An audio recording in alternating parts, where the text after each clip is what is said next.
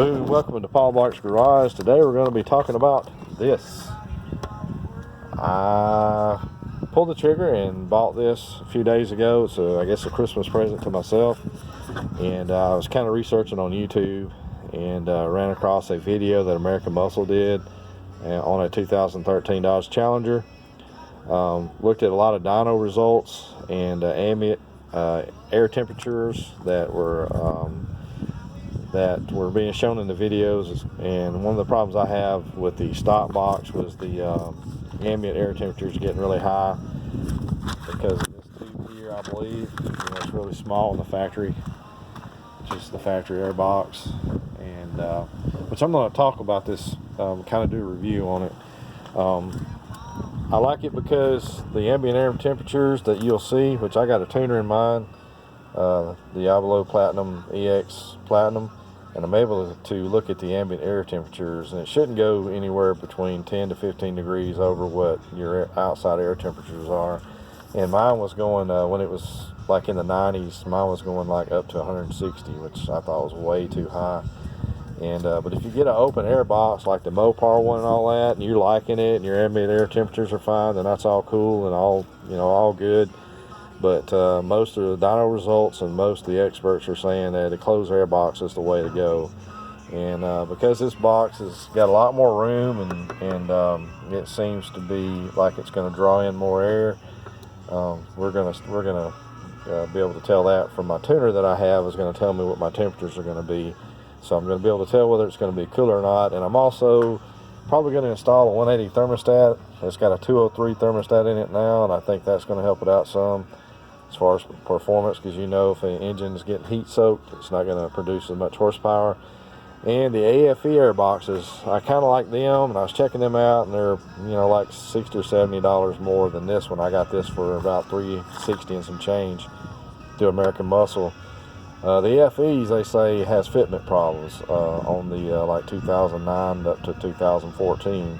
Something about the OEM headlights getting in the way of how the install goes. I don't know. It's just what the manufacturer that I was looking at had in their description, that it will not fit with the OEM headlight assembly. So I don't know what's going on there, but that's just what they said. I even emailed them, and they said it would not work with my vehicle, even though that when you're looking at ordering it, the part number they're giving you is the one I was looking at.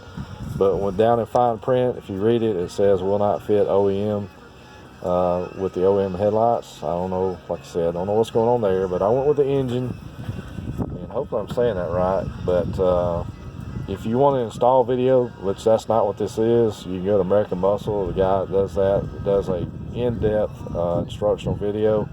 And with the instructions that come with this thing, I would definitely watch the video, and maybe have your phone with YouTube pulled up with that video, or go to their site, American Muscle site, because there's one thing that happened with this one that threw me and my son off when we were trying to install this thing is in the instructions, when you're installing the air box, there's a part that it doesn't tell you to install, that if you don't install it, this air box wiggles around in there like crazy. I thought I had the wrong box. The fitment was going to be like shit, but excuse my language. But anyway, you can tell that when you're looking at the instructions that come with it, when you're actually installing it into the car right here, it doesn't say anything in there about installing these this rubber piece that goes on the bottom. It says the grommet, which is going to be in the frame back in here, to make sure that this part that's on the bottom here, which let me show you,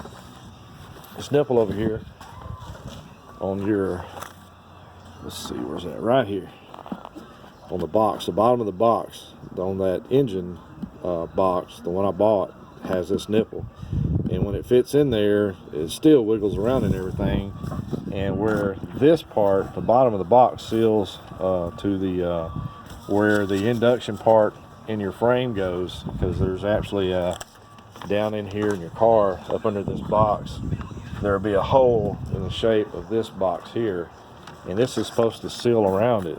And whenever you're driving, the outside air comes in through this little, which you can't see it, but it's up under the car, and pushes air into here and, you know, into your vehicle.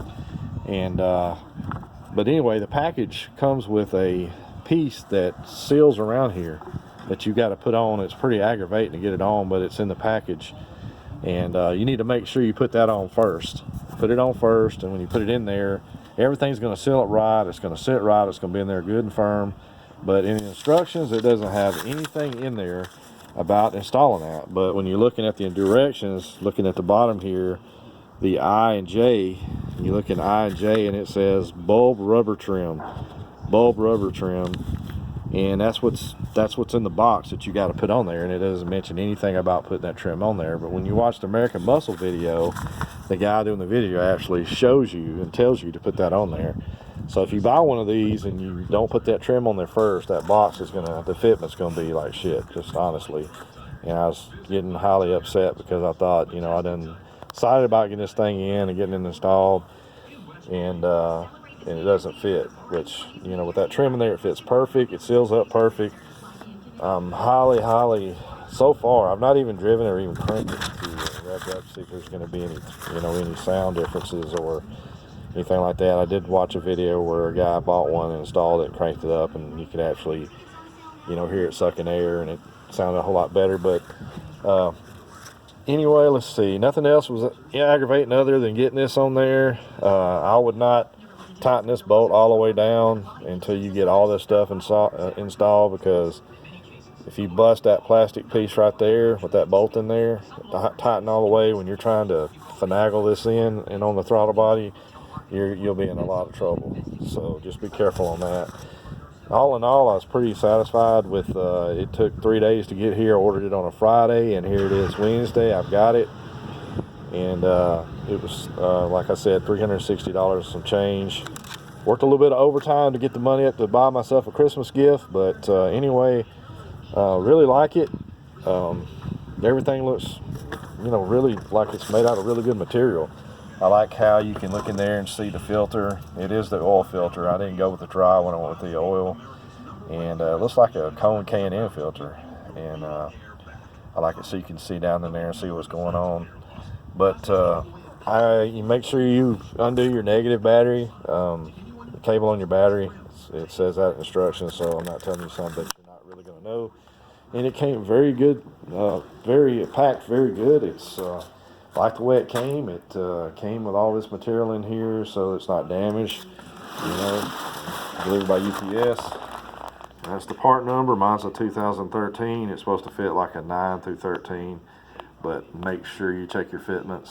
But anyway, order it through American Muscle, so you know, check that out and see what you like. So let's get the positive cable back on here and fire it up and see what happens. So just give me a minute and get this cable back on, and probably going to set my alarm off when I put it back on, because I can't remember if I actually, well, we